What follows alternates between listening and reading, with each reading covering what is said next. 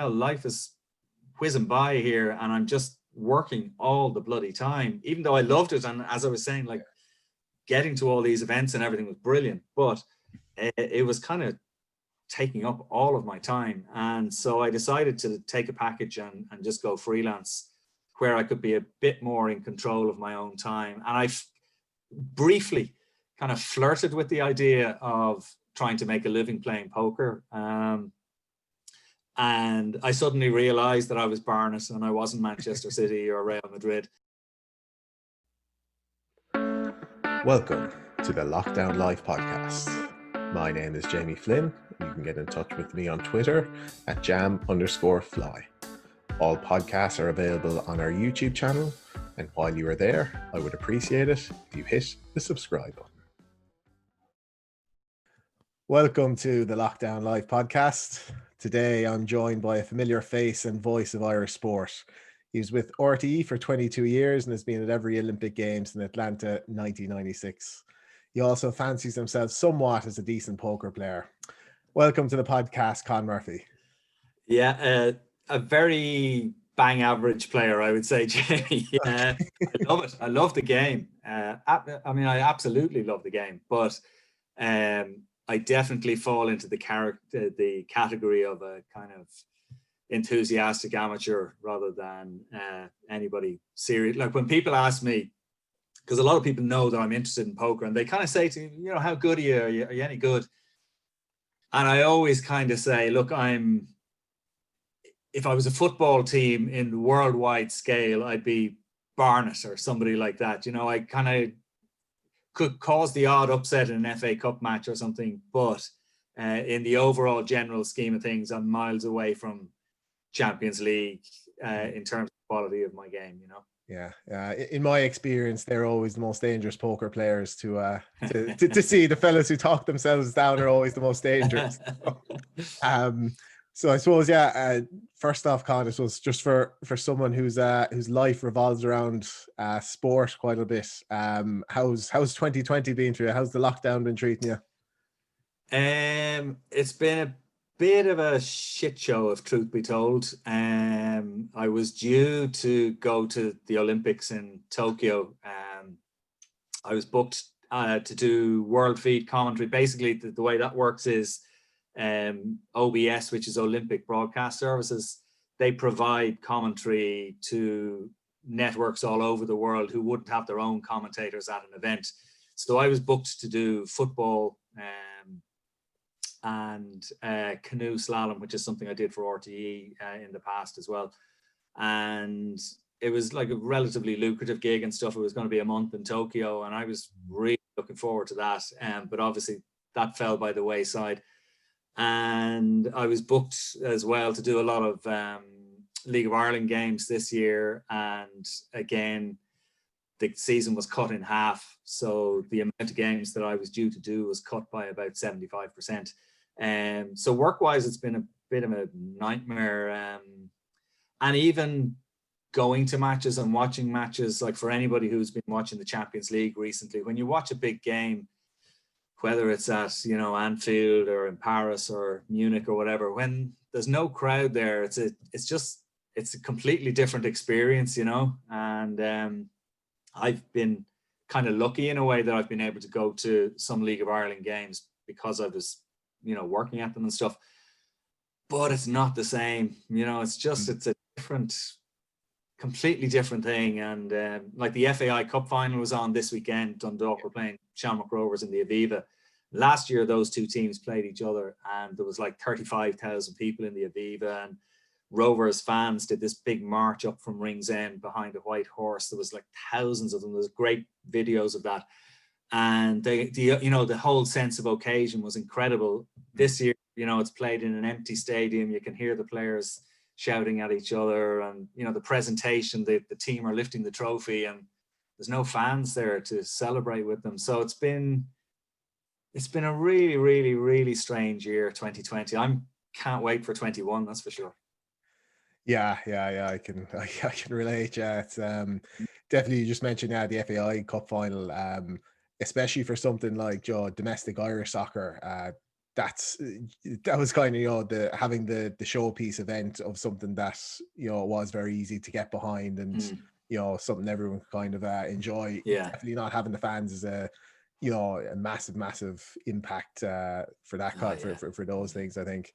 And even just for the broadcasters themselves, like RTE were showing the match live, and part of the whole thing of a cup final especially, or this would apply again to an All-Ireland GAA final or whatever, the crowd shots, the shot of the little kid in tears after his team has won or lost or whatever, or the old man hugging the person beside him, those kind of shots, or the kids, waving the flags and just creating the buzz, that's all gone at the moment. And so it's a whole layer of coverage that they're missing out on. And I know, like, there are some places like in England, like London at the moment, and my brother-in-law, big Arsenal fan, and he went to his first game since, I think it was February, this last week, for the Europa League match, and they allowed 2,000 people into the Emirates for the Arsenal game. And like, even 2,000 people can create a bit of an atmosphere, but for him it was an absolute,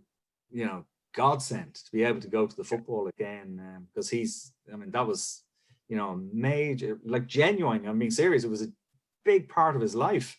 And for that to be just cut off for 9-10 months, like, for a lot of people, the closed season between the end of one season and the start of the next, whether it's 2 or 3 months, is always a bit of a drag. And how do you fill the time? Suddenly that's 9 months without being able to go to a game. And even now, it's been done on a lottery basis, so he doesn't know when he'll get back to another game again. It's 2,000 out of, I think it's something like 20,000 season ticket holders, so he's a 10-to-1 chance every week. It is. But my brother recently moved to London as well, and remember we went over for a trip to the Arsenal Spurs game last year, and when he was moving over, that was obviously the big plan. I was hoping to get to all the different London stadiums. Brilliant. Now I've no excuse to go and see my brother, so it's it's just, especially this time of year, it's such a massive just social occasion, family occasion, gives people an excuse to see each other. So it's definitely it's a pity, it's a real drag. But hopefully soon enough we'll all be back. It picks, hopefully. Look, hopefully things change for the better. It's looking that way, so hopefully it will. I suppose your kind of your history in broadcasting, I suppose, what was your entry into the field, and how did you first get involved in it all? I actually, when I left school, I had an uncle who was a travel agent in America who spent his entire life traveling around the world. And I remember thinking, Jesus, I quite fancy that, So I went straight into the travel business after school. I kind of missed college and all that kind of stuff, which in hindsight I regret. I regret the crack that I missed out on in college. But so I worked in the travel thing for a few years, and I'm so old that we actually didn't have computers. So if we were booking flights with Aer Lingus or boat tickets with B&I or whoever, it was always done over the phone. And I remember a few people, kind of like girls in the ticket office and stuff, used to say to me, God, you have a lovely voice. We love when you ring us up and all this kind of stuff. So it kind of got me thinking, Jesus, maybe I could give the old broadcasting thing a lash, because I was always interested in sport when I was a kid and all that. And so I went to a place called Car Communications for about 6 months, just to work as a coffee boy, basically, making the coffee and doing whatever I had to do. But it was really interesting because they allowed me sit in on classes where they were teaching like politicians who might be going on prime time that night, or Today Tonight as it was in those days. So I'd see these politicians coming in and being trained about what to say when they're going on TV that night. It could be the Minister for Health talking about some changes they were bringing in or whatever. And it was really fascinating. And in fairness to Cars, they were great to me because they'd allow me sit in on the classes. But as time wore on, I think they realized that I kind of was reasonably on the ball. And so they started allowing me to do the interviews with the minister or whatever. So I was getting this great training, interviewing like big shots, big businessmen who might be going on, or as I say, ministers.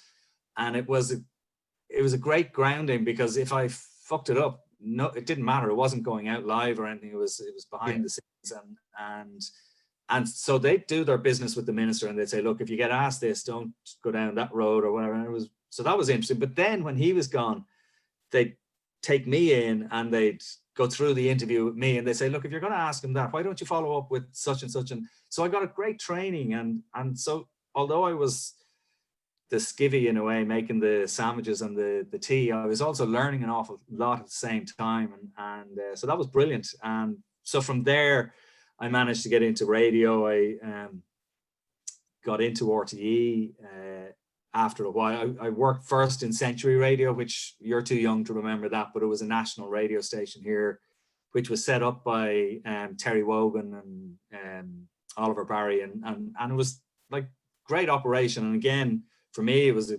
great place to learn the business, but it closed down after a couple of years, which was a real pity. But it was a great time. It was based up beside Mother Redcaps there up in Christchurch, and it was brilliant. I remember Terry Wogan used to record a weekly show for the weekend. I think it was a Saturday morning or something, but he'd pretend it was live.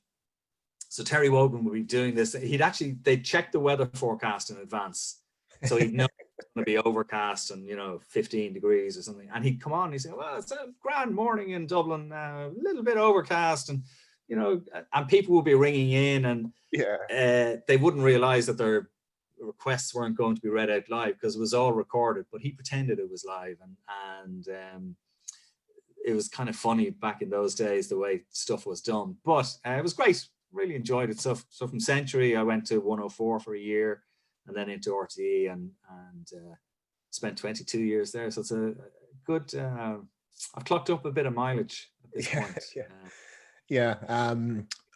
So I know the majority of your work has been revolving around sport. Which side of things do you think you prefer the most? Is it kind of the sports side of things, or is it the broadcasting and media side of things?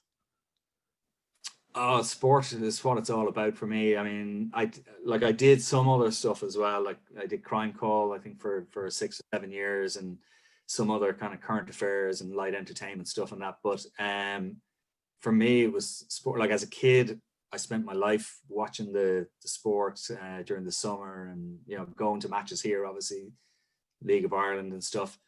So suddenly, I'm going to every big occasion, the All-Ireland finals at Croke Park, the soccer internationals, the rugby internationals, and I'm sitting in the best seats in the house. That's the great thing about the broadcasters. You get the best seats right on the halfway line.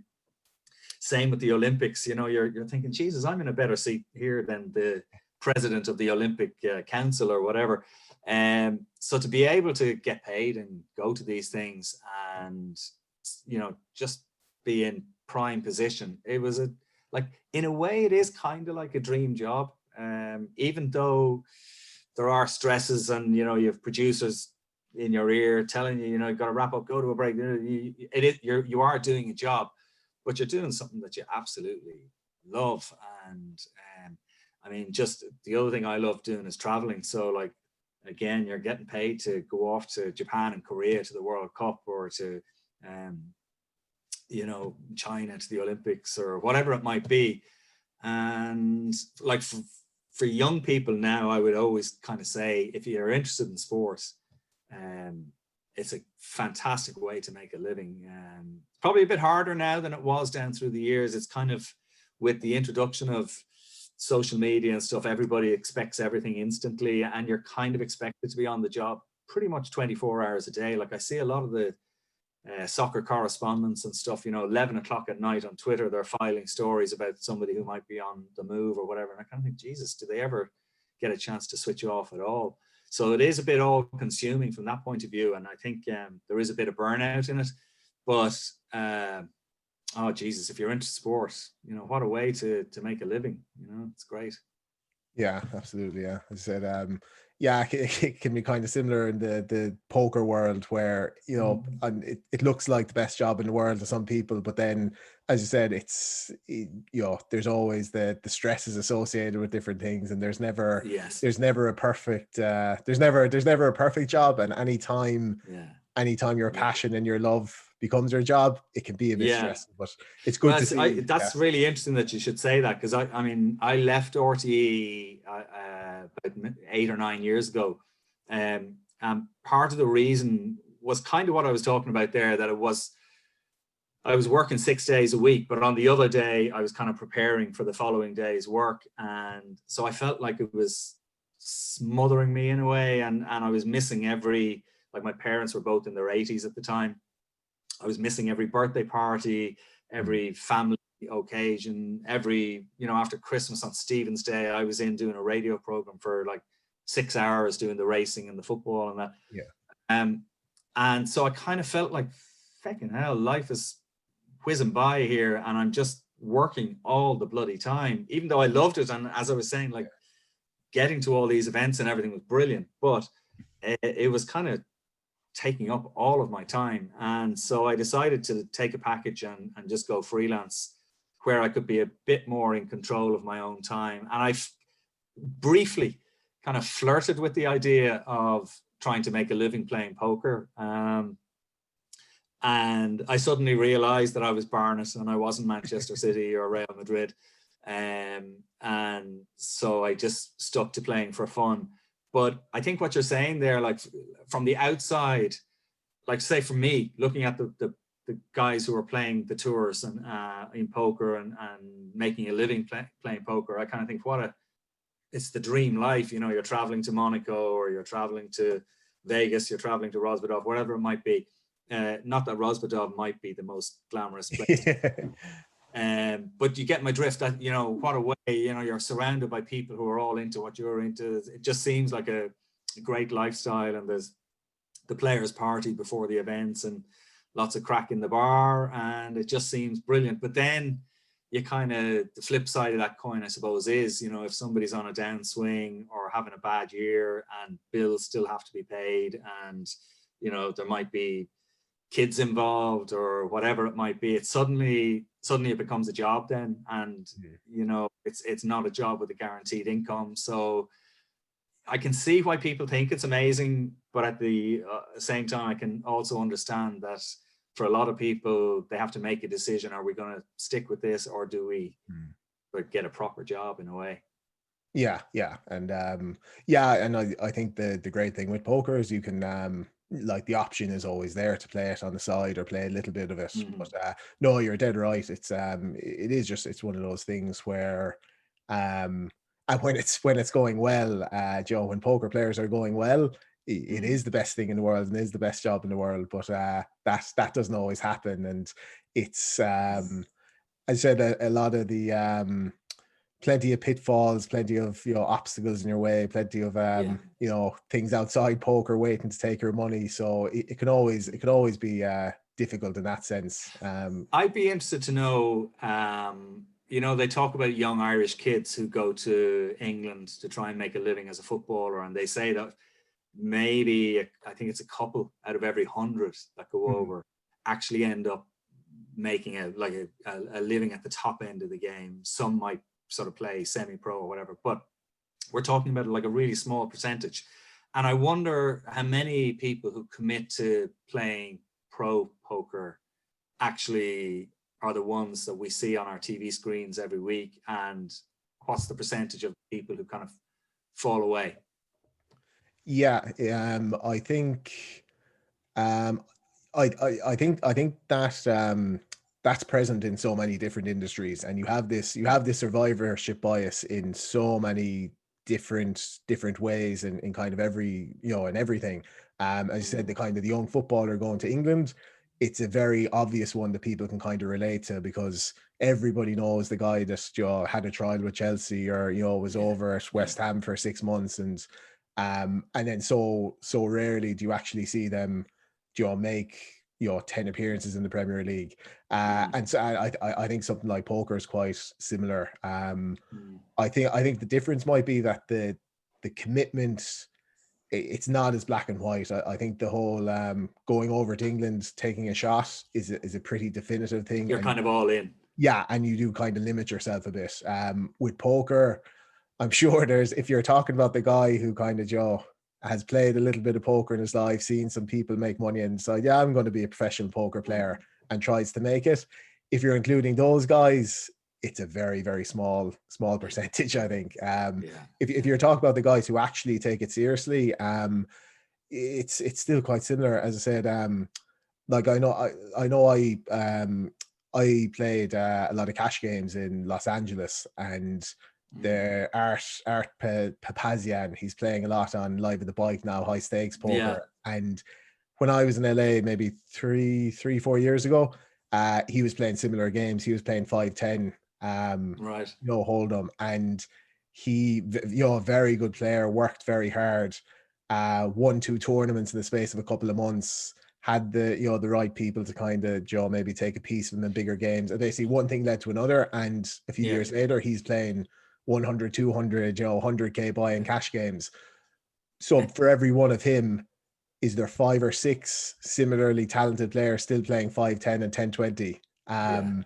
So it's and that's just it's similar to football. If the right scout is at the right game, or you have a good game at the right time, it can just it's just such a butterfly effect of these things. But most definitely, it's as I said, it's of all the people that I said, the people you see on TV, they're the ones that made it. You don't hear about all the other guys, But I mean, the guys who are playing 5-10 could still make a living. That's very true as well. Yeah, that's a good point. As far as the guys that just don't make a living at it, then it's, as I said, it's so hard to know, because you never hear about these guys. From just anecdotal evidence, definitely there's an awful lot of guys that were in the game a few years ago that aren't in it anymore. A lot of people that would have been playing full time or close to full time before that aren't anymore. So, and I think it's not always necessarily about not being good enough or not, that there is a high burnout rate as well. I think it's like as you said, do constantly traveling, or I suppose it's, if you're playing live, you're traveling a lot. If you're playing online, you're playing a lot. And the big thing with poker, I think, is if you don't perform and you make a mistake when you're playing, that costs you money. That you're not getting the same wage. If you switch off in an office job for an hour or two, you're still getting your paycheck at the end of the week. But in poker, that's not the case, Yeah. And I suppose the other people's life circumstances change as well if they get married or something like that, or they end up having kids or something. Suddenly the freedom to travel isn't as available as it might have been. So, exactly. I know. I definitely think that's whatever, if you're single and not much commitments, it's like, even if you go broke, it's thankfully you can, if you live in Ireland, anyway, you're not going to be too stuck. You'll be okay. But then if you have kids relying on your wife, relying on your whatever, it's a different story. So yourself, so what was your first introduction to kind of gambling or poker? I was pretty young. I had this uncle that I was talking about, the travel agent guy, where he actually previously worked for TWA, the airlines over there, and so he used to go to Vegas a lot, several times a year, and he'd come to Ireland every Christmas. And he was the one who Uncle Jim was his name, and he taught us all. Funnily enough, he taught us every variation of poker: 5 stud, 7 stud, draw, the works. We never really played hold'em as kids, and I don't know whether he played hold'em in Vegas at the time. I mean, we're probably talking here now in the 70s, or whether at the time, the stud was the game there, or draw, I don't know. But anyway, that's what he taught us. So we would play that every sort of Christmas and beyond. But I was young. I was like 7 or 8 when I started playing, and loved it straight away. Played with my mates all the down through the years, and he also was kind of a keen punter, so I would have been quite into horse racing anyway, just from watching it on the telly. And we lived around the corner from Leopardstown race course, so we always went to the races in Leopardstown and stuff. And there was one summer I remember I was 13 and I had an operation on my ear, and it was a fairly, well, basically it was an operation that meant I couldn't, as a 13-year-old, go out jumping, climbing trees and playing football and stuff. So for the summer, I had to basically mind my ear. And one of the things I did was I kept an account. I started backing horses, and I had a ledger, you know, a profit and loss ledger. And I used to go down to, there was a little bookmakers at the bottom of Cornell's Court Hill, little independent bookies. And I used to go in there. This is back in the old days when, you know, there was no TD screens in there. Everything was done over the tannoy, you know, the commentaries on the races from the UK and stuff. And there'd be an old guy up at the chalkboard, you know, marking the changes of the prices and stuff. So we are really going back a while. But what I did was I only backed Pat Edry's horse. The jockey Pat Edry was kind of my favorite. So when I used to go into the bookies, they'd say, "Oh, here's Pat Edry now," and you know, I'd have my few bob on Pat Edry's horses. But I made a profit that summer, which was probably, in hindsight, not a great thing, because it really got me into gambling. And I thought, there's money to be made here. This is bad. Unfortunately for me, not every year the profit and loss ledger has shown a profit since. In fact, I think PaddyPower's profits, a lot of them are on the back of mugs like me. But yes, but I've always loved having a little bet, whether it's on a football match, racing, whatever. And the poker thing, just, that was the bug, bit me when I was 8. And I went through a phase, I think maybe when I started working again, because it sort of became all consuming, I probably went through a phase of a few years where I didn't play at all. The kind of the lost years. And I in hindsight, looking back now, I wish I had taken it a bit more seriously, and when I was younger, and really given it a good go, you know. But I suppose in those days there was no online poker, so you were talking about going into a casino or a club here, and I don't know, maybe I was just too busy and stuff, and I never really got into it, you know, from that point of view. But that's one little regret, I suppose. Yeah. We'll definitely speak more about the poker side of things, but just on the your first introduction to kind of gambling and betting on the horses and stuff, the fact that you were keeping a ledger even early on kind of indicates that you wanted to you know, take it seriously or do well at it. What attracted you early days, or what do you kind of remember being the most attractive thing? Was it, you know, was it the feeling? Was it trying to figure out what horse was going to win? Was it the buzz of when it won? What was that the feeling you remember most when you were? Funnily enough, there's a couple of feelings. One, I was conservative because I do remember Jim was over one Christmas, and there was another guy with him, Bill McCreary, who worked for TWA as well, and Bill was from the north of Ireland, and they gave me £10 as it was at the time. And again, I'm about 12 or 13, I suppose. And they said, have a bet with that, you know, stick it on something. And I still remember this very vividly. I went down to the bookies and I put £1 on a horse called Harry Hotspur, Haydock Park. And it won at 10-1. Oh, wow. The guys were really excited that I had backed this 10-1 winner. What they didn't realize that I had only used £1 of the 10 that they gave me. I mean, in those days, we're talking £10 in those days is probably the equivalent of maybe a good couple of hundred nowadays. Anyway, maybe more, like 200 or 300 quid, you know. So they thought I had won the lottery by putting a tenner on the 10-1 winner, and I didn't have the balls to say to them, lads, I only put £1 on, you know. But Harry Hotspur, Haydock Park, came in at 10-1 for me. And so I remember the buzz that day was unbelievable. The other thing I used to love as a kid up in Leopardstown, we used to get in for 20p was the kids' rate to get into Leopardstown.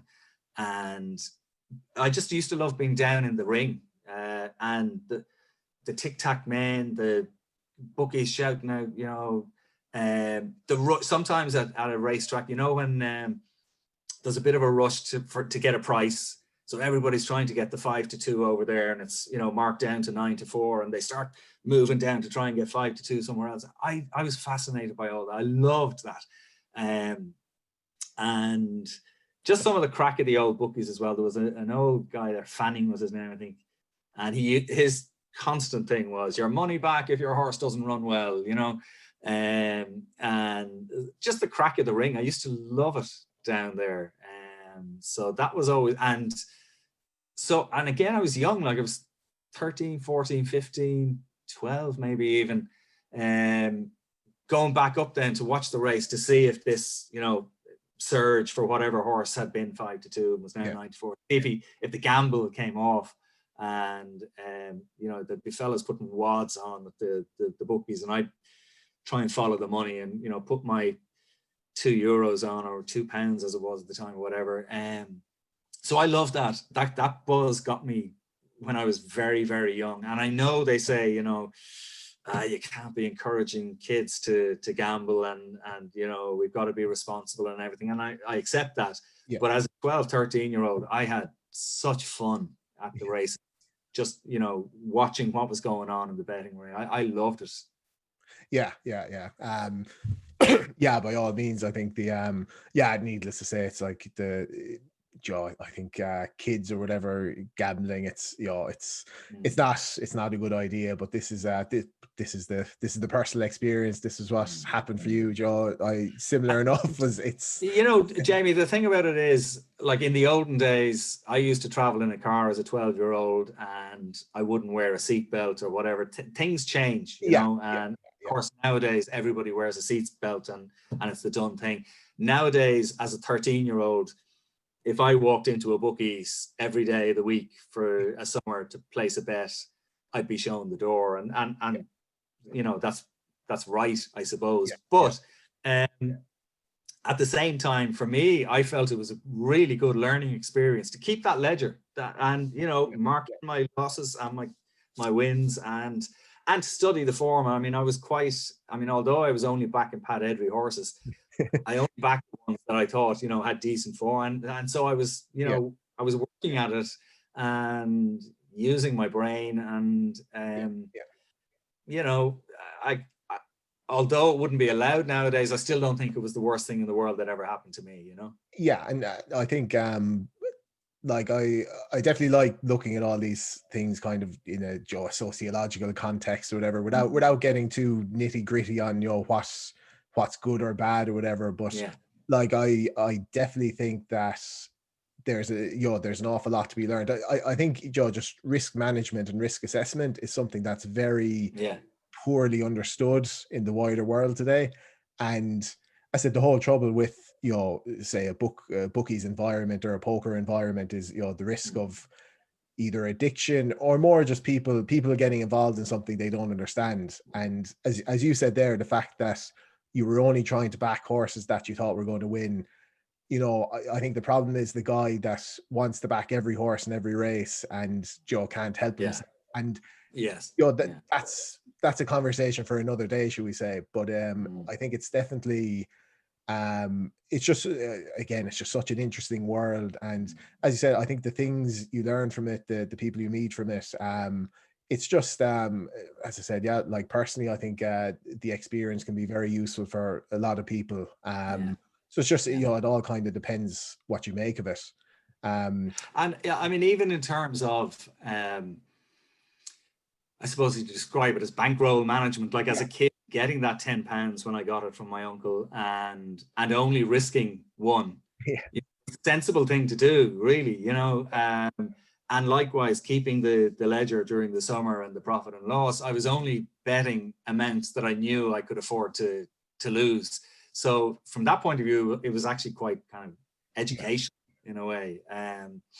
Maybe not standard, but I found it useful, and I've carried it through into adulthood as well, I suppose as you're growing up and as you're getting into sport and getting into broadcasting, how did you think about gambling kind of while you were going down that path? Was it, Joe, for example, when I'm looking at what Premier League games are on this weekend, I'm interested in, the teams who I think is going to win, whatever, but I'm always thinking about it in the context of what price would I make this team? And again, I don't want to see that as just purely from a betting point of view, but just from a, when you think like, you see Floyd Mayweather is fighting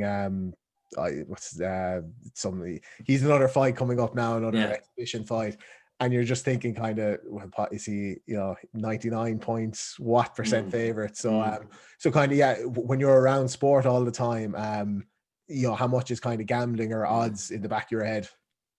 Yeah, it's kind of interesting. Like, I was thinking back to when we were doing, say, a Saturday or Sunday afternoon program on the radio, for example. We'd nearly always have either, whether it was Paul from Paddy Power in the olden days, or Leon from Boyles, or somebody from Betfair, Barry, whatever it might be.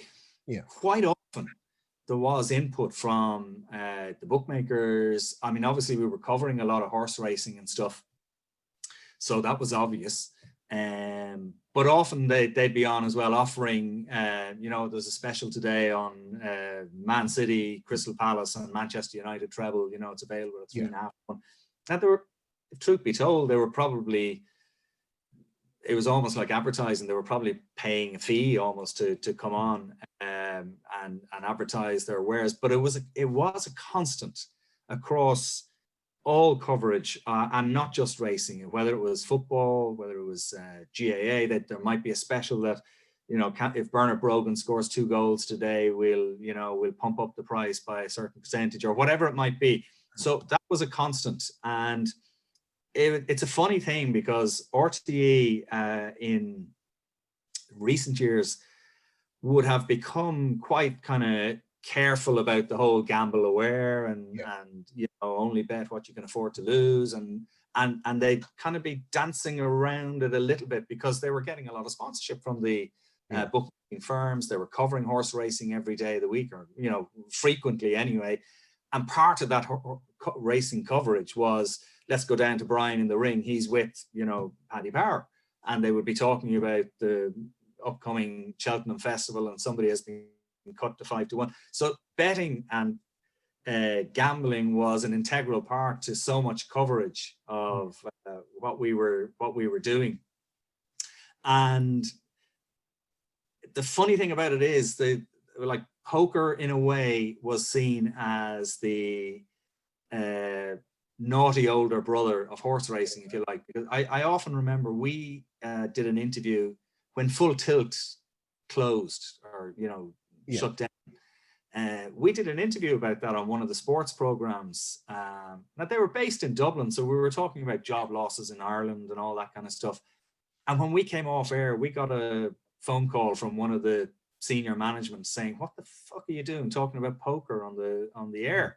And like, my response was, well, we talk about horse racing every day of the week. We cover greyhound racing. We do the greyhound final every year live on the radio and on TV. It's part of the fabric of Irish life. And the other thing is, there's a huge appetite for poker in Ireland. I mean, I remember they used to cover various events on RTE, and it would always be on kind of late at night, like around midnight or something like that. Yeah. And the audience figures for the poker were really good. Like at midnight, they were getting, I remember there was one event where they had 100,000 people watching at midnight. Which, I'll give you an example. The FAI Cup final last weekend was on at primetime Sunday, 7 o'clock in the evening. That got 215,000. So it was half of that amount on a Sunday night or whatever it was. So I was always pushing them to do more poker, to be honest with you, because I do think that there is a genuine interest out there, and Ireland especially. I mean, as well as I do, there's so many great characters and stuff in Irish poker. You could build a wonderful series around Irish players, I think, Yeah, absolutely. I couldn't agree more. Yeah. Yeah, geez, I'm surprised to hear that the numbers were that good. Because obviously I can understand why people would want to watch poker, but I always assume I'm in the Yeah, minority, you know. But yeah. Well, I that 100,000 now, I, it's a number that's stuck in my head. yeah, If you said to me you have to put your mortgage on if there was 100,000, it could be 100,000 over the course of the 2 hours or whatever. Like it might have yeah, peaked 1,000, but it's 100,000 over the course of the coverage of the event. But any numbers like that after midnight are massive, you know. yeah, yeah, So yeah, so I do think that people, you know, love watching poker. I mean, I just know it anecdotally from my buddies and stuff. They all love watching it, you know. yeah. So there was one year, I think the Paddy Power were sponsoring the Irish Open. I think it was the Irish Open, but the final table was played in the RDS. I don't know. Do you remember this? We're going back now. Good, could be 15 years ago. But it went on until about 4:30 in the morning. Yeah, I think Remember that? yeah, oh Jesus, yeah. I'm trying to think of some of the It was an guys. older guy who won. I can't. Yeah, and His name. yeah, I remember it went on, yeah, really, really late, and yeah, Just yeah, disastrous. And it was killing me because I was thinking, you know, here's me pushing as much poker coverage on TV as possible, yeah, and bosses will be going absolutely spare that this thing is going on till 4:30 in the morning, you know. So I do remember talking to whoever it was at Paddy Power afterwards and saying, you're going to have to look at that blind structure, you know, can't be having that. yeah.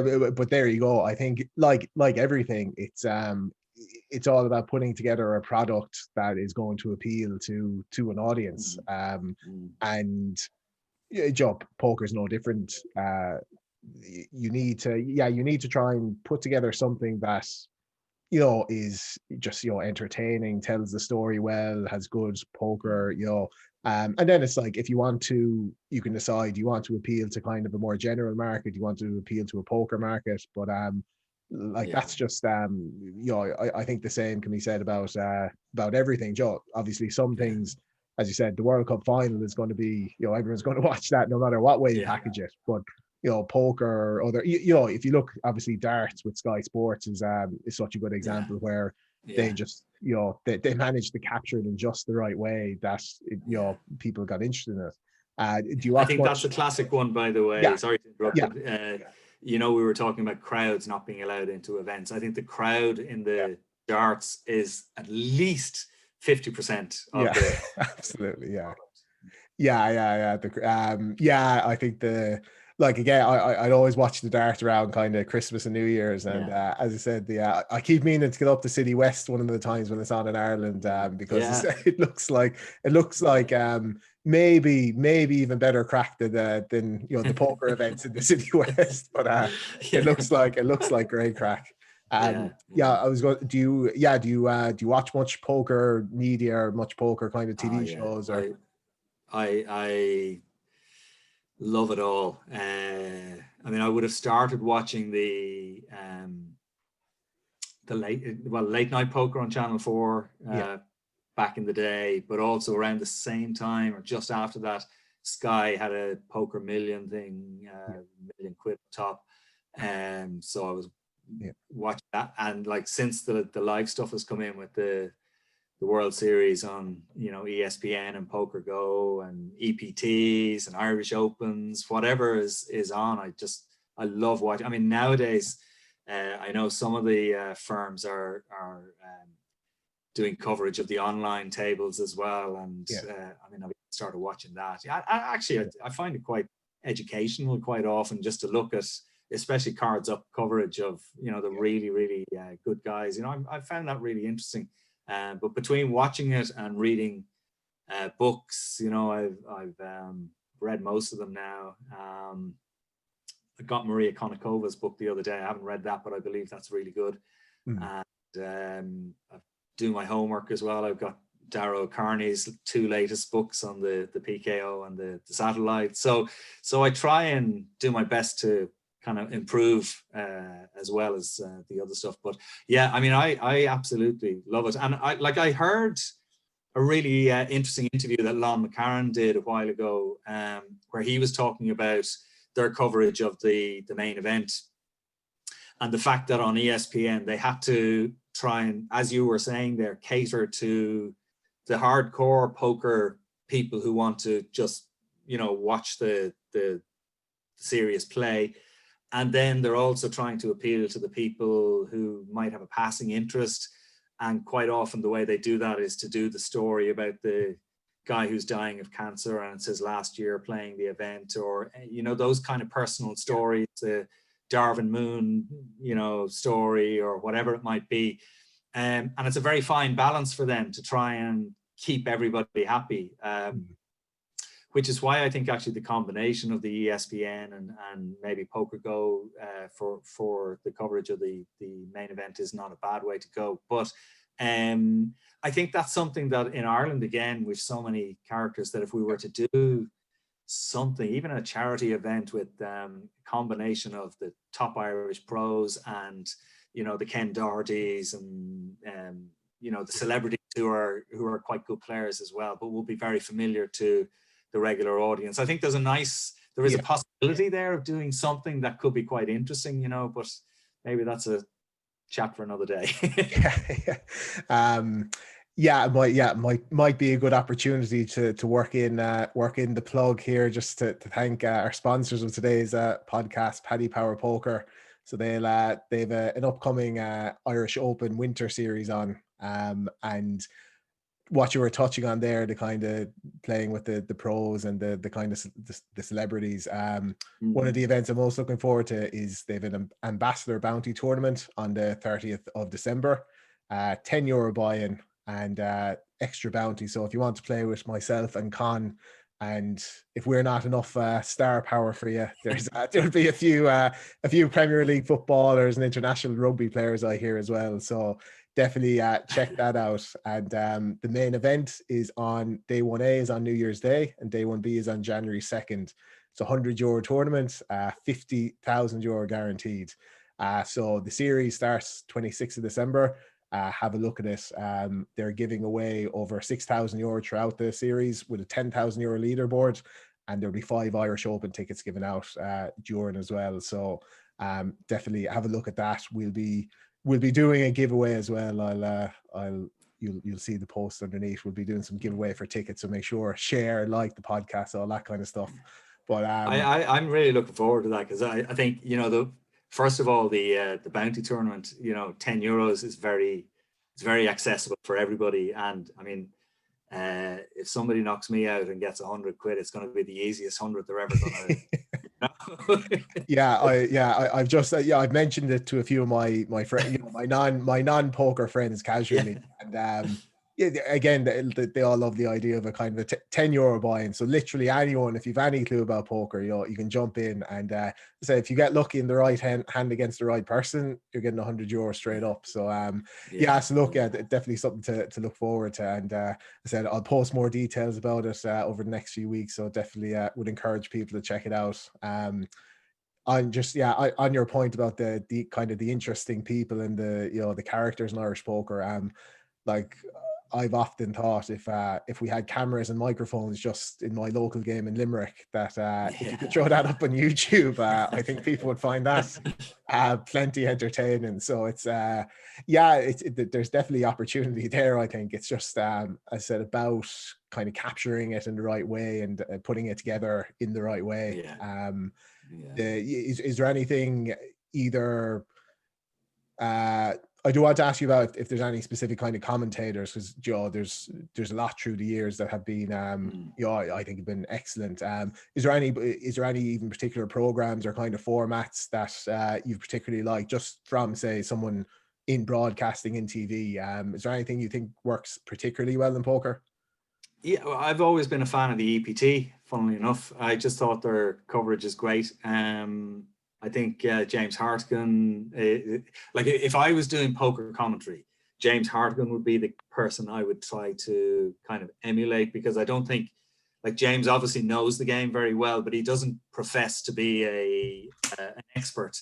He lets, whether it's Maria Ho or whoever else it might be, he lets the expert be the expert, and he's the commentator, if you like, the host. And I think Lon McCarron kind of falls into the same category as well, that although he might comment on a hand, he's not really going to put himself forward as an expert, you know. And I was interested actually to hear that prior to doing the poker commentaries, Lon was a regular, you know, sports presenter. And I think that seems to be a way in for some people that, you know, they still kind of, they know the game so that they can host or be a commentator, but they're still relying on you know, somebody else to be like a football commentator. If I do a football, I still have a co-commentator who's a former player or a former manager who will be the analyst, the expert, if you like. So I think that's worked really well down through the years, and even the online stuff that they're doing at the moment, I think is pretty good. You know, the cover of the online stuff. I'd be really interested to see what the numbers are like for that in terms of viewership as it progresses. But I think it could be a relatively cheap way of covering stuff rather than a full, you know, like to cover a live event, as you well know, requires a full OB and, you know, a lot of technology and what have you. The online stuff is much cheaper to cover. And I'd love to think that there might be an audience for it, so that I might get a job someday. But you know, who knows? That it is interesting. I mean, even if you look at the guys who are doing Twitch and the numbers that some of them are hitting now, I think it's really quite interesting. You know, that people are I think it's fair to say that the just whatever the world, the industry, you know, not just poker, but the way people kind of consume media is just is changing. And, you know, Twitch being, you know, a perfect example of that. Of, you know, if you said to someone 10 years ago that people would be tuning in to watch people play poker, you know, it's just it's kind of an alien concept, but then you can see the success. And so I think a lot will be you know, the people who are kind of whatever, you know, the teenagers of today, how they consume media and how they consume, you know, art or whatever going forward will dictate a lot. And I said I think that's something actually that poker might have kind of, they might have got, I think it's definitely improved the last few years, maybe we say last 2, 3, 4 years it's improved. But I think there was a kind of post when poker went out of the US and there was just, you know, there was no online money behind all these poker shows. I think they were kind of struggling for a while, where they were just trying to emulate what worked before, but that was it was a different audience. It was, you know, when people can't play poker online anymore, that changes what you can do. So I think it's about, you know, seeing what, you know, what the market is, what the audience is, seeing what will work, and trying to put together, you know, something that will fit that, you know. I think it's still quite in its infancy in a way in terms of the coverage of the online stuff, but I think what stars are doing at the moment now, for example, is it's quite good, you know. I mean, the quality of the commentators, the graphics they're using and stuff, I'm impressed so far anyway, and I think it can only get better as technology improves and we get more used to watching it, you know. So I think it could be a relatively cheap way to cover the sports compared to the live stuff, you know. I think so. It's kind of, if you're talking kind of, you know, bang for your buck, say it's you know, cheap enough, put together a pretty good product, and if people enjoy it and it works, that's great. Because as I said, I think as well during the kind of the COVID year we've had, the idea of, you know, covering you know, because I think there's so much more prestigious events online now at the moment, Joe. There's so many more, whatever, 10,000 euro buy-ins online or multi-million euro guarantees, that you have more kind of, should we say, high profile final tables now, because, you know, given this year, and now it's a case of kind of saying, Jesus, maybe people would like to view these, and what's the best way to kind of package these for people. And there's definitely, and I think the like for the players to be identifiable, I think makes a difference as well. I mean, I know screen names are, some players want to maintain their anonymity and all that kind of stuff, but I think I know, like, for some of them, was it GG or Party or somebody, anyway, you have to use your actual name if you got to the final table.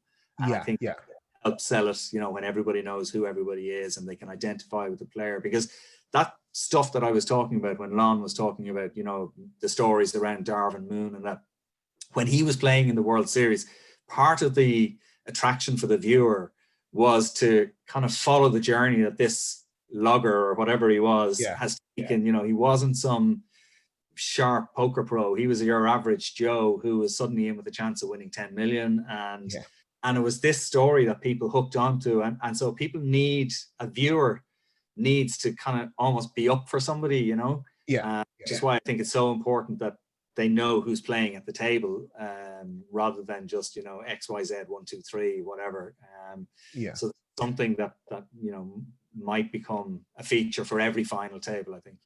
I think again, I think that's something when the poker boom came about, there was because the fields were kind of a bit smaller, you were getting the kind of the same players to the final table regularly. And if players saw, Gus Hansen's at the final table, I know him, I root for him. Or if Phil Hellmuth or the villain of the piece is there, it gives people an interest. And I think Maurice S. Candiani, the producer of High Stakes Poker and all that, his big thing was it wasn't about the poker, it was all about the stories and just the story you could sell to people. And I think that's something you have to concentrate on for from the World Series of Poker main events point of view.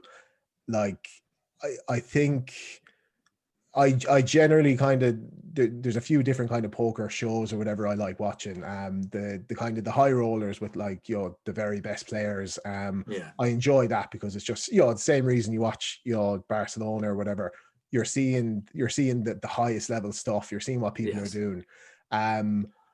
But then the main event coverage in Vegas every year is it's completely different to that. If you're watching that to learn poker, it's probably not the best idea.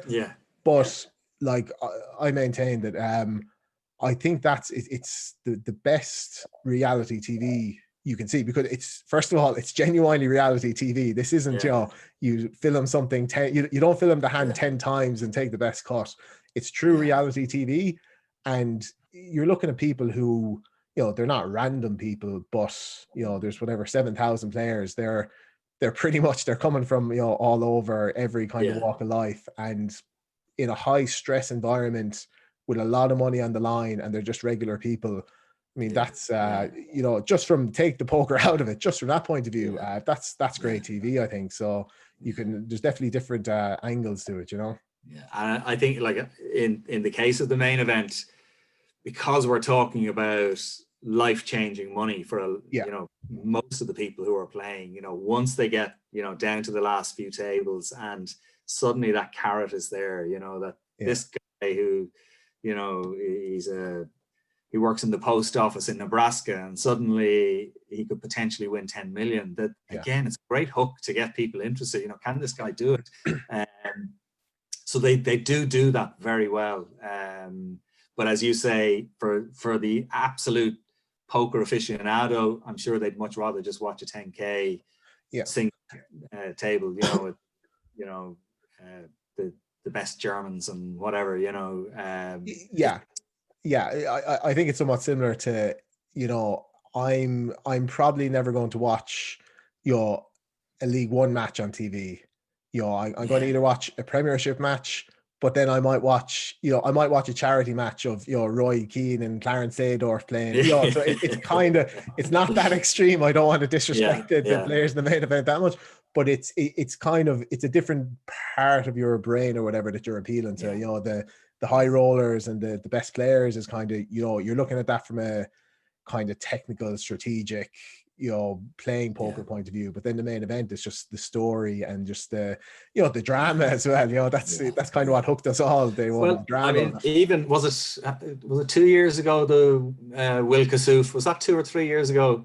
He had the fight with Griffin Benger, well, they fight, but the incident at the table, and it's magic TV. He's an absolute pain in the arse of a gobshite, but I mean, the producers will have been jumping up and down and saying, this is gold dust for us. This is absolutely brilliant, So anything like that. I mean, I remember actually being in the Rio one year. It wasn't during the main event. I think it was like one of the 1,500 buy-ins or something like that. And it got to a final table. And I was there with Lorraine, my other half. And we were just watching outside the rope. And there was a nurse from Texas at the final table. And he was at the final table with some serious, I think Christian Harder might have been one of the players, and maybe Brian Rast. Like, there were really good players. Yeah. And this guy just got shit-faced at the final World Series $1,500 event. But he was unplayable because he was just doing the most ridiculous things, opening 10 times the big blind and, shoving, and then he'd show 9-3 and stuff like that. And the table didn't finish. We left and they finished up for the night. And I didn't see it the next day, but I checked it, and this guy won. He won a bracelet. Absolute lunatic. But again, I was thinking to myself, if the TV cameras are watching this, they're loving it, because the other players were going mental because this guy was playing like a complete tool. But they didn't know how to handle him. And he was because he was drunk, he was funny actually.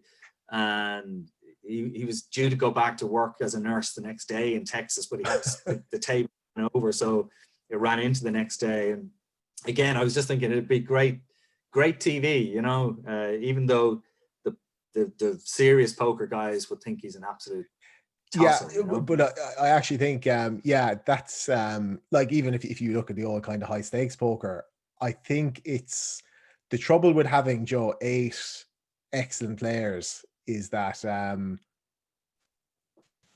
I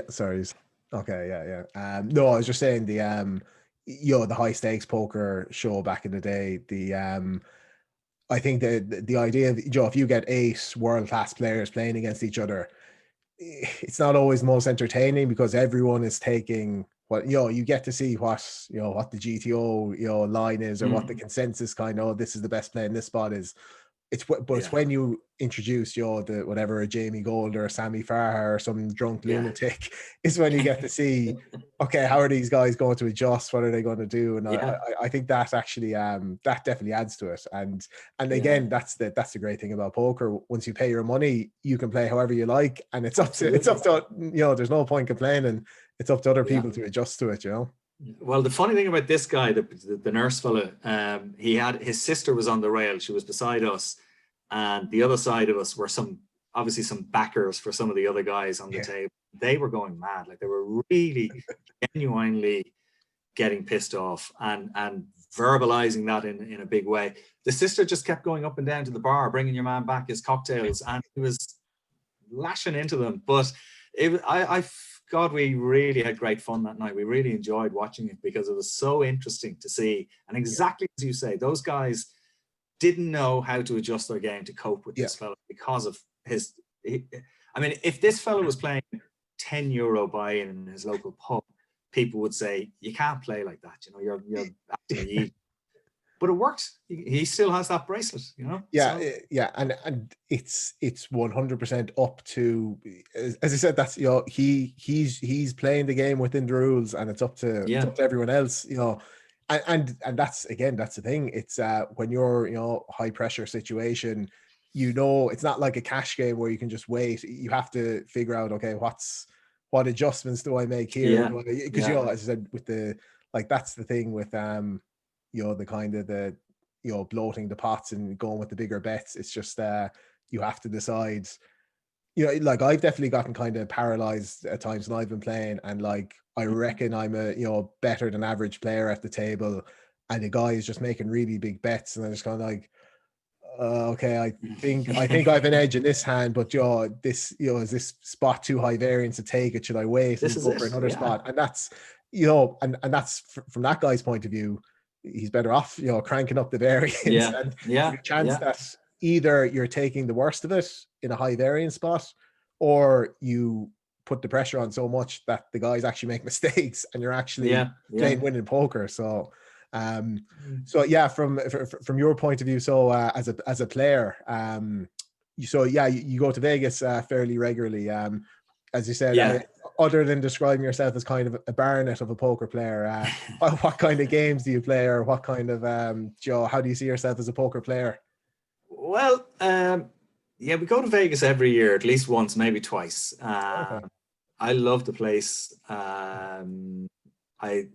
People are always saying to me, people who don't know Vegas that well, 3 days in Vegas is enough. For me, that's bullshit. I mean, I gladly spend a couple of weeks in Vegas, and I love it. But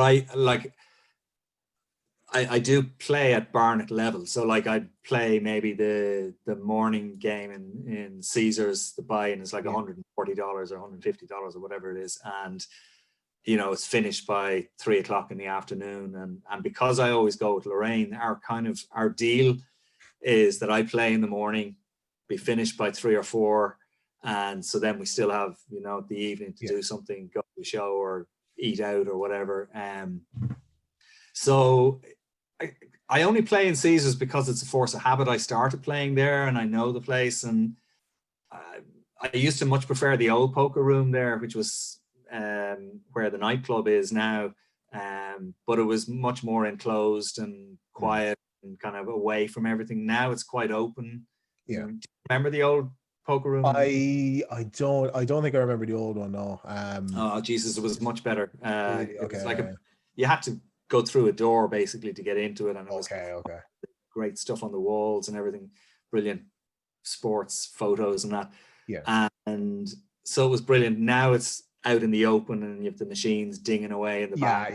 There could be quite an intense on the Friday and Saturday nights. It can get quite, Jesus, it's right beside the sports book as well. So you have the horse racing noise, and so I don't like it as much now as I used to. But that game in the morning is actually quite a good one to play in, because you do get a few kind of pretty bad players who wouldn't be that used to, who just want to say they played a game in Vegas kind of thing. And the morning time is a good time for them to play as well. So I've had a bit of joy in that one. I've done pretty well in that. I've won it a few times. And I would, for anybody who's going to be playing against me, I would describe myself as a nitty rock. I think the fact that you only bet £1 out of 10 as a teenager, I think people, that's all the information you need to know. But I mean, to be honest with you, I don't really have enough time to commit to playing too much tournament poker. I mean, I'll play when I go away there, or I did qualify to play in the Irish Open a few years ago. I won the media qualifying tournament for the Irish Open in the Burlington, but I couldn't play because I was working that weekend. It was an Easter and I was just really busy.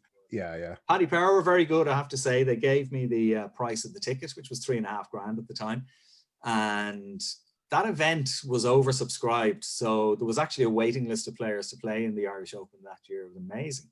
I think I remember it. It was I think it was a 2 million. I think it was a 2 million guaranteed, and there was rumors. I think there was rumors that they wouldn't. There's no way they'll make it. And then on the morning of day one, it was jammed. People couldn't. People were paying €4,000 for. That's it. So maybe Paddy Power. Maybe you lost out there with the 3.5. I should have charged them $5. But it was just it was crazy. Said that was kind of one of my first trips up to the Irish Open, and it was just Jesus, crazy thinking back. It was brilliant, I was actually, to be honest with you, I was gutted I couldn't play. I mean, I was glad of the $3.5K, but I would love to have played, because obviously I was running fairly good, winning the media thing, and I got heads up with a guy who I didn't know, but they were telling me afterwards that he was the world strip poker champion. Okay. I didn't know there was such a thing as the world strip poker championship, but he was. Yeah. So I beat him heads up. But yeah, no, it was great. I think it might be the year. Did Marty Smith win that year? Yeah, that's in around that. In and around that time. I think Cara got to the final table as well around that time. It was one of those years. Anyway, yeah. So, you know, I have my odd lucky day where things go away for me, but I'm still burning it, you know. Yeah. Have you got the opportunity to play any of the kind of the big Irish tournaments or anything since? This is the problem. Because of work, I mean, nearly every time it's either over an Easter weekend or a holiday weekend or over Christmas, and I've just been up the walls with work. As it happens, actually, this Christmas is perfect for me now for the winter festival, Paddy Power. I'm kind of around all the time just after Christmas, so it really works well for me this time. But no, I mean, there's a friend of mine, you might know him, Zach Sloper. Yeah. In graphics, and Zach would have had a fair bit of, you know, some decent results in the Irish Open and stuff down through the year. So I know Zach pretty well, but I haven't really. I wish I'd had more time to play, and maybe I will in future. The whole thing about leaving RTE was to try and give myself a bit more time to do other stuff, you know. So maybe that's going to be the New Year's resolution. Do you think we'll have live poker again in 21? I think we'll definitely have some version of it. I think, you see, the trouble is, if you look at the Irish Open, or you look at the Norwegian Championships, or the best Irish tournaments, the trouble is it's just trying to half do those tournaments, I think it could be doing itself a disservice, you know. Because half of the fun is the crack and the the bar and the having fun at the table. So I definitely think there will be some live events and live tournaments and cash games and casinos or whatever. I guess if the 2021 World Series in Vegas, if that goes ahead as normal, I think that's the benchmark to be shooting for. I'm not sure what I'm hoping to have JP McCann on the podcast soon enough. Not sure exactly what the plans are for the Irish Open and the Norwegians in 2021, but I'd be really interested to hear what he has to say about that. Yeah, because I know like the vaccine and stuff is supposed to be coming out, and so all we can do is hope. But I definitely think there'll be some form of live poker next year. But as I said, whether it's because if you just take, there's plenty of Irish tournaments that are great crack. The Irish Open specifically, I think, is so unique, and I encourage anyone, non-poker players, poker players, everything, to just check it out and see it. And whether it'll be at that level next year, I don't know, but we just have to wait and see, I think. I'm watching the footage, or at least the photographs of the tables in Vegas at the moment with the plexiglass dividing every player, and I just kind of think it would take some of the fun away from it, handling your cards underneath a strip of plexiglass. It's just I don't know. I think I wouldn't be in I love going to Vegas, but I think I wouldn't be in a mad rush to go in a real hurry. I think it could be autumn 21 before I'd go. I don't think I'd be back there for World Series if it happens during the summer. Yeah.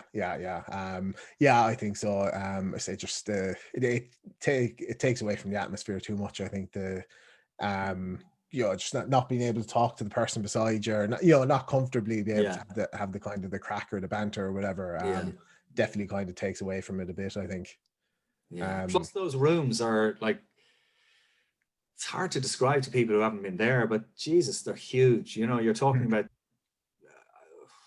would there be 1,000 people in some of those rooms? More? in the Rio. Yeah. In the Jesus, I could be getting this. I could be getting this wrong. I think there's 300 or 600 tables in the complex. So that's something like divided that. up between So the different. I mean, we're talking several hundred. You're definitely talking, around. like, I think the main room in the Rio, I think would have 1,000 people. Yeah. Yeah. Just thinking about it, yeah, like there's surely 100 tables there. So like that's it's a lot of people coughing and spluttering. Yeah, that's it. Yeah, and as I said, it's just like that's what I always kind of had that attitude with the big poker festivals. It's just like, look, it's going to be very hard to if you're playing these things, you're taking a risk, and if you want to be able to play poker without taking any risk of catching the virus, it's like it's going to be a while before that can happen. I think, but yeah, I think you're right. So when you're kind of working in RTE or doing a lot of traveling to all these other kind of sporting events, was there any kind of gambling or any poker going on in any of these places?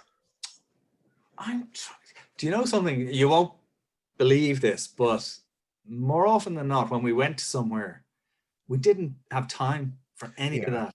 Yeah. Like if you go to, say, the Olympics, you're working 16 hours a day, and then you're traveling back to the hotel and back to the broadcasting place. So there wasn't really time. And there were a couple of very good players, like Ryle Nugent, who was the rugby commentator, but be at the Olympics as well. Ryle is a good player. And Hugh Cahill, who now presents the racing coverage on RTE. Hugh is pretty good as well. So there were, John Kenny used to play a bit as well. And so there were guys who were decent, but I mean, there was a regular game in RTE, all right. A kind of a once every 6 weeks, once every 8 weeks sort of game. Yeah. And the stat was good. Like, as I say, Zach, who's made a good few bob, played in it, and a couple of the cameramen were very good. And then there were a couple of the lads who were the easy money at the table kind of thing. So we enjoyed it, but it on the trips we didn't really get a chance at all. Like those Olympic gigs, people think it's geez, you're lucky to be off in Beijing, and you are. Yeah. Because of like time zones and stuff, you can be working through the night to broadcast back here, and then you still have to be up during the day to actually cover the events when they're happening there. So the time wasn't really there for messing, Home games. The home games in RTE. What kind of? It was a cash games, it was a tournaments. If you can single seater kind of €50 by. Okay, so just kind of level, nothing serious really. But good crack though. Back in the day, they were great crack actually. But I don't know if it's still happening anymore since I left. They don't invite me back anyway, so another. I don't think it is happening actually. I think the Sports and Social Club in RTE actually might be gone because they're building apartments there now where it used to be. So all the happy days are gone in the place. And then you were saying there's you play a regular enough home game, just separate, say, to the RTE guys. How do you enjoy those games? Good. No, we call it the Killiney series of poker, and our friend Cara has an amazing house, and so we always play in her house because it's the nicest place to play, and she's a great host. And it's a really, again, like we're talking 50, 100 euros kind of level, some great crack. I mean, Donegal D is a regular. Donegal obviously is a legend. But not only is he a legend, he's also just he's a great guy to play with. Lovely fella, real nice. Owen, his son, who won a bracelet this summer online. Although Owen, actually, we've been playing online obviously since COVID kicked in. We haven't had the game, so we've been playing a home game, and Owen was involved in that. Barry Murphy, the comedian, plays, and Barry's pretty good. I've played with Barry before, actually. Have you? Yeah, The après match, yeah. Yeah. I played with him in Clarny a couple of times, I think. He enjoys his poker, and it's a real interesting mix of people. There's a few musicians who play with us. Dražan, who's a Croatian guitarist, who Dražan would be the closest to that nurse from Texas in terms of Draj is a bit mad. Rob Burke plays with us as another musician. Rob would be the opposite of Dražan. So we've a really good mix, and we've, like, again, it's just, I love it. I think it's in my DNA. Like, my mother was telling me when I was a kid, she used to play in a poker school once a month with all the other her kind of lady, her buddies, basically. They would play like until 6 o'clock in the morning, and of course in those days everybody smoked, you know, so it would be a smoke-filled room, drinking wine and whiskey and whatever, and she used to gamble her what do they call it in those days, her not her allowance, but her housekeeping money, I suppose you'd say. And so they played for pretty big stakes, and they moved from house to house. You know, if she held it this week, it would go to somebody else the next week. And so she loved it. You know, I don't know how good she was. She never really tells me she was good, but yeah. So maybe it is in my DNA a bit. You know. Yeah. Have you ventured into any of the other? You mentioned you were playing 7-card stud and 5-card stud, and is it exclusively Hold'em you play nowadays, or do you ever play different things? Or yeah, I play a tiny bit of Omaha, and actually Donica is very good at Omaha, and I should really pick his brain a bit more. In fact, if I'm not mistaken, I think Owen's bracelet this summer was in. So I have 2 brains to pick there, actually, in terms of improving my Omaha. Although one of my biggest online wins, I came second in a tournament for a good few bob, and that was actually Omaha. But I think that was beginner's luck more than anything else. But generally I stick to either limit or no limit Hold'em. They'd be my strongest ones. I know in the winter series there's a couple of PKO events, so to study Darrow Carney's book before I play them. But that's I think the PKO thing is an interesting kind of way to go, you know, in terms of, you know, a different way of playing, you know. I have to adjust for PKO, but we'll see. I think the idea with the PKOs was just to, you know, keep the money flowing a bit more amongst the kind of, you know, the people who buy into the tournament, and they've exploded now the last few years. It's all as you said, it's about kind of shifting your strategy and just you know, playing certain hands differently and adjusting to it. But it's just a new form of poker again, you know, and that's, I think we're going to see a lot of that in the coming years, because the tools are getting so good with poker, that's throwing in these kind of different variables. Well, I think for people like me, that's probably not a bad thing, because, you know, I wouldn't be worried about playing against a kind of a botty type thing, you know, online. But and as you say, if people are buying in and they can recoup a little bit of their buy-in by knocking somebody out, then it just keeps the average player or the bad player kind of coming back for more anyway, which is probably good. And I think nearly every event in the winter series is rebuy as well. I mean, where do you stand on rebuys for like things like main events and so on? Again, I think I very rarely have clear-cut answers to any of these questions. It's always, I think it's just everything is it's all kind of gray area. And so again, I think it depends on the event, and it depends on what you want to achieve. So for example, I think, you know, the World Series of Poker main event, I would be strongly against that being anything other than, you know, an absolute freeze out. The Irish Open, I think that's perfectly suited to being kind of a multiple re-entry, you know, €1,000 buy-in, you know, get the prize pool up there. A lot of the stuff Party Poker are doing, I'm all for that. I think it depends on what you want to sell, you know. I think there's definitely a place for, you know, multiple re-entries, get the prize pool as high as possible, give people a chance of winning a lot of money. But at the same time, it's like, I think some events then should be just, you know, the idea of, you know, the pro with 7 bullets versus the guy who wins the satellite. There's definitely a time and place where that isn't a good idea.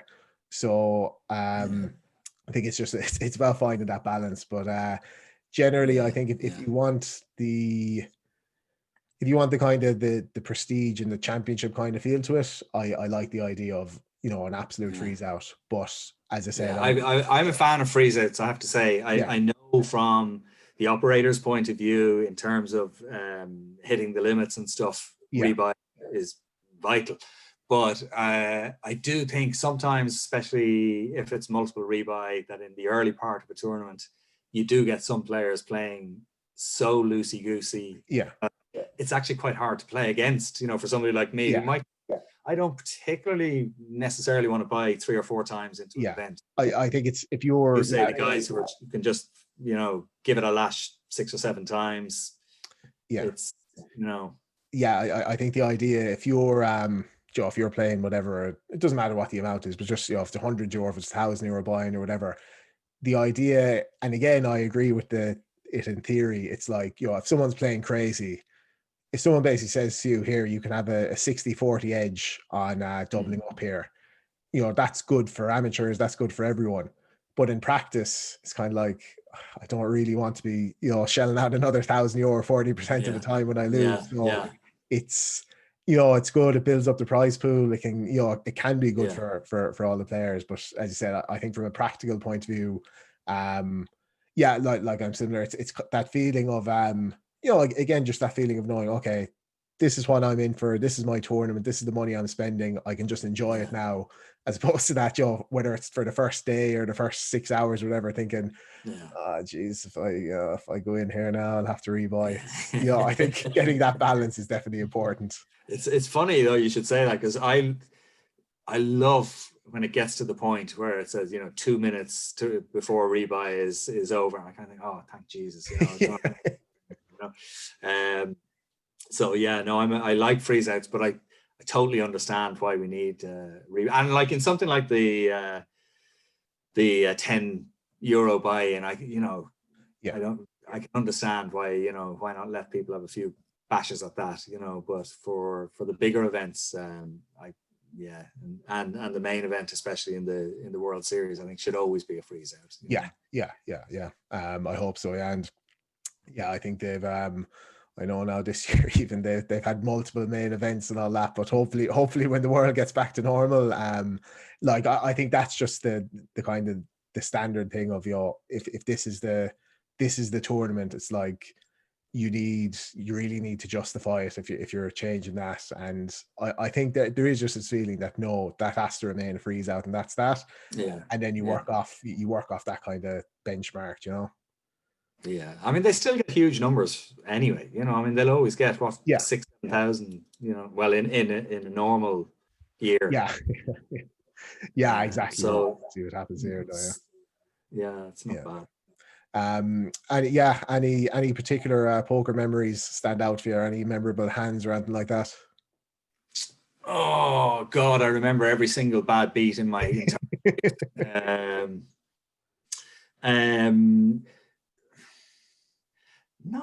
I mean, to be honest with you, I haven't really.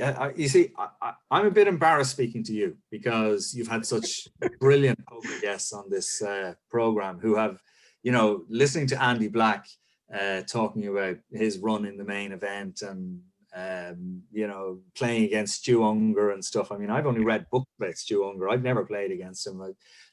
Sometimes I get chatting with Donica and he'll tell me stories about, you know, playing what happened the day he took on Doyle and all this, and these amazing stories. I don't have any of them. I'm unfortunately, so I don't really. The hands I remember are the ones where I'm playing like a silly twister or a spin and go, and I'm playing for too much money, or more than I should be playing for, and my ace king gets cracked by 8-10 off or something, and that is, like, from my point of view, I actually find that quite interesting, because like I've read Jared Tendler's book about how to cope with bad beats and how to justify them and how to rationalize them and how to maintain your control. And I really try and do that.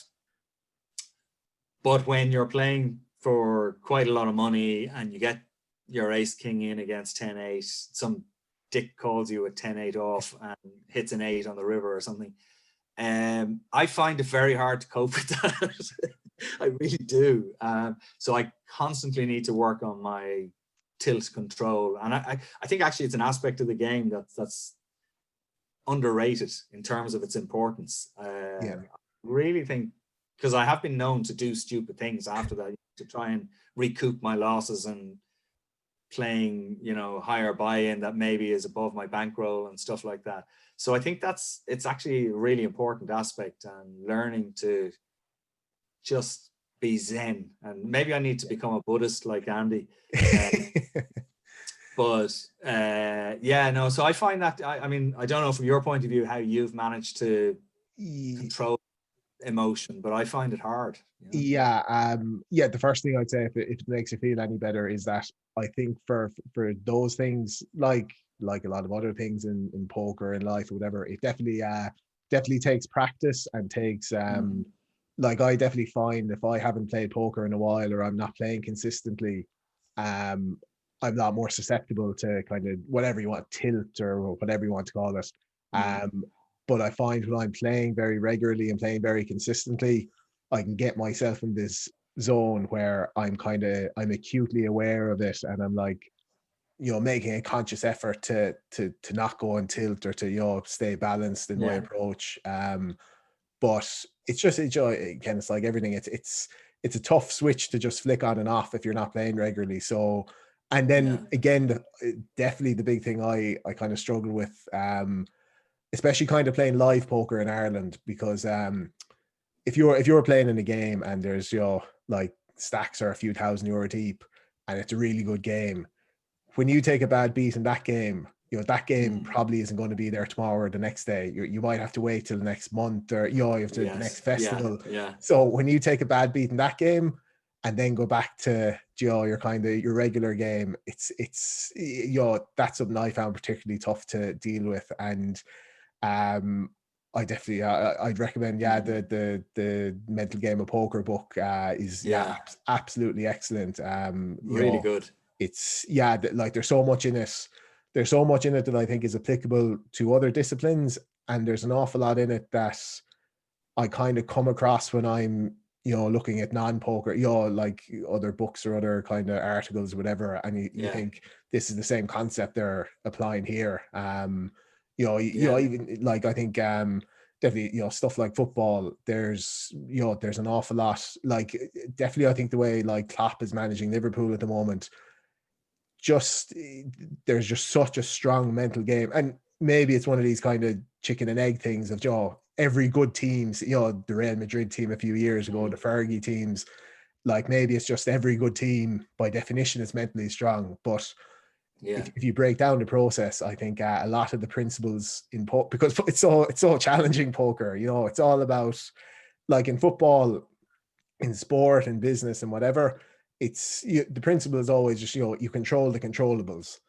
And in a lot of disciplines, the controllables, the majority of what you're involved with are controllable, whereas in poker that's not the case. So you get an awful lot of practice getting fucked and getting like, oh Jesus, this, but there's nothing you can do about it, so you just have to keep the process. And I think actually the other thing you're saying, just relating it to football, it is a similar thing. I mean, you see a player sometimes and he's been goaded by another player on the other team or something, and he'll come out and do a 2-footed studded tackle and get a red card or something, and it's the same principle of just losing control of your emotions and your reason, and doing something really stupid, you know, and it damages your team and it damages everything around you, you know. So I think it is the same in a way.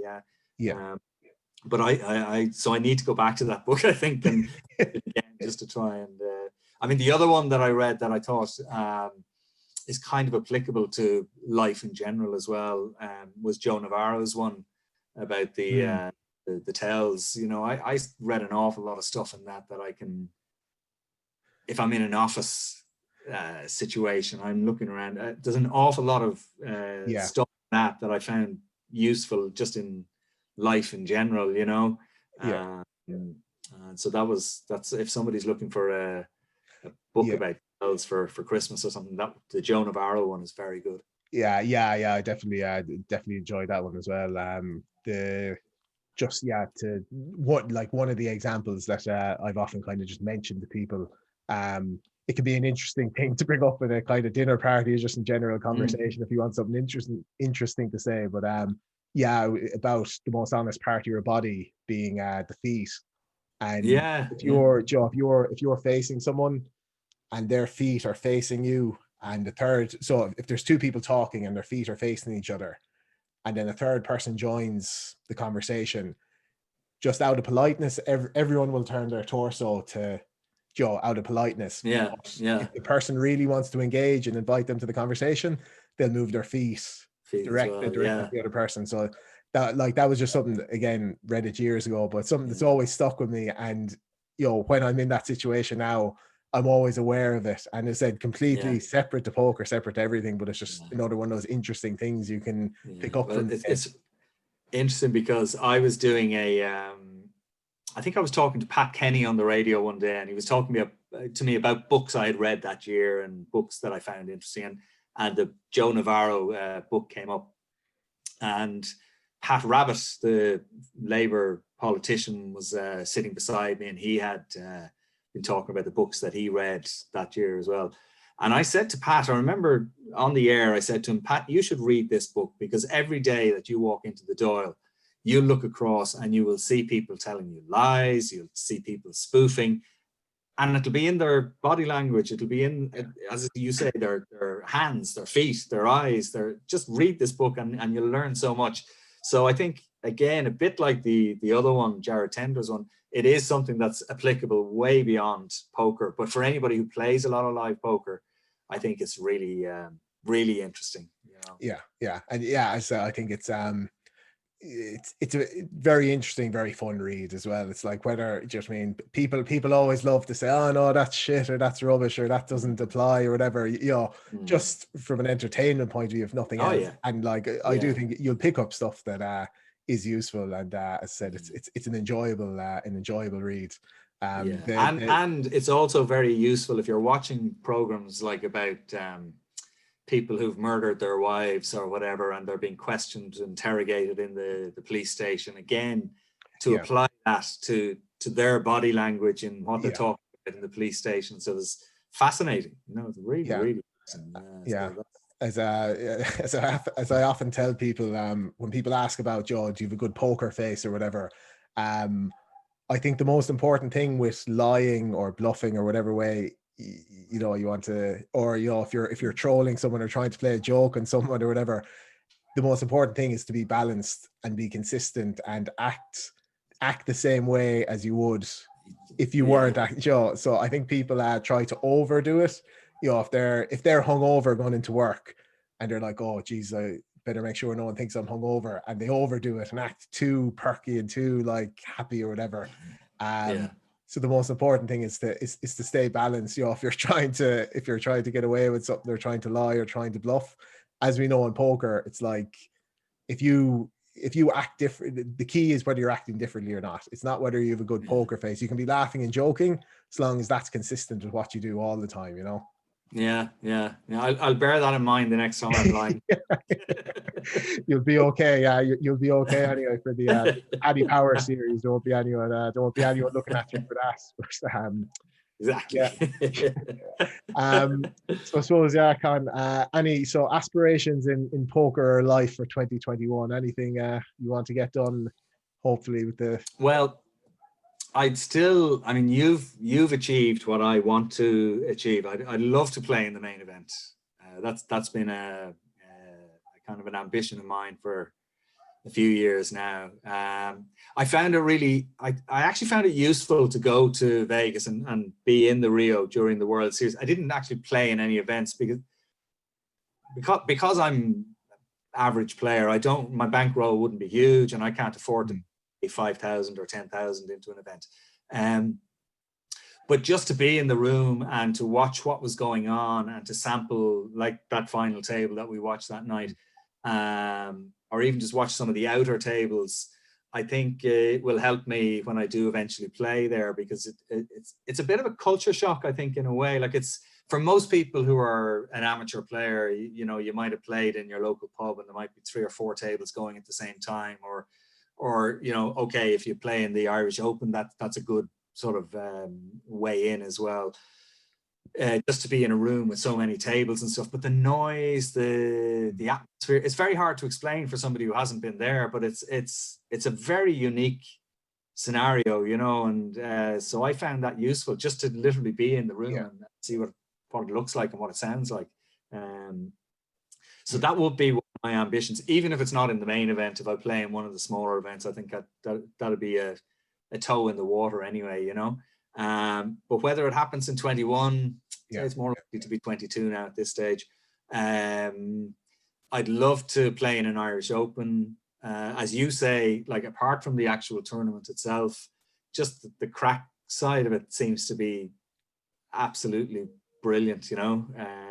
I was up in City West actually one morning. I was meeting Padraig Parkinson there, and we had a coffee, and everybody was dying after the night before, which you can tell that just because everybody was dying, you know, it was a good night the night before. So I think that will be one to tick off on my list as well. You might have just missed it. If you're meeting him for coffee, you might have just missed it, because one of my favorite thing about the poker festivals is kind of, you know, 3 or 4 a.m. is really only when it starts going. That's only when the crack really starts. So, you know, if you arrived in at 9 or 10 a.m., you might have caught the tail end of the crack. You know? Yeah, actually, there is a good chance that the people I was with hadn't been to bed already. Yeah. Oregon was there as well. It was a motley crew. But so that'll be on my list as well. And I'd love to just get back to playing in my home game, you know, in the new year. I think there's a load of people like me out there who do maybe just play down in the local pub every week, or have a home game once a month or whatever. And although I love online poker, and I genuinely love playing, and it keeps me off the street corners, I miss the, you know, just the crack of the game with the lads and the lasses. And so I think if I had one ambition for 21, it would be just simple, just to get back to my home game, and then let 22 take care of itself, and maybe another trip to the World Series or something like that, you know. An Irish Open maybe first, and then the World Series. Maybe if I win the Irish Open, I'll play in it. Definitely a good plan. I think just on what you were saying about the World Series and the atmosphere and all that, Maria Konakova's book, I think, actually captures that excellently. You know, I think it's a book written for kind of a more general audience, and the way she talks about the Rio and Vegas and the World Series, I think is a pretty accurate description, and definitely captures that whole kind of buzz surrounding it. That's great. I actually have it here on that's on my list as well. I think you'll enjoy that one. So again, you know, she's from a psychology background, and again, just looking at poker, because, you know, again, like, I'm a massive proponent of poker, and how big a tool it is, and how useful it is, and how, you know, it can teach you different ways of thinking, or, you know, it can teach you so much. And I think her book definitely captures a lot of that, just from a person, you know, from a kind of personal experience point of view of, you know, touches on the atmosphere, the people, the, you know, the kind of the math side of it, the psychology side of it, the money and gambling side of it. So I think that's definitely one to enjoy over Christmas, I think. Yeah, I think like when you played in the World Series, did you stay in a house with other Irish players, or did you stay in a hotel, or how did you? What was your approach? So I usually what I was doing was the 2 years. So I played the main event 3 times. I cashed in it twice when I was staying in the Rio, and cashed it All right. and didn't cash in it the other time when I was staying in the house. So obviously that's my. Right. So from now on, I'll be staying in the Rio for it. But That's interesting. Yeah, yeah, yeah, I was I was staying in a house with 2 other Irish guys, and then one of the richer, better poker players. He was arriving late to the series, so I got kicked out then and had to go to the Rio then. But staying in a house for most of the series. But I actually really liked, because most of the summer I'd be playing in different casinos, so staying in right. a house was nicer, and it's just a nicer atmosphere. You can actually get a bit of a break from the poker side of Yeah, things when you're staying in an yeah, apartment.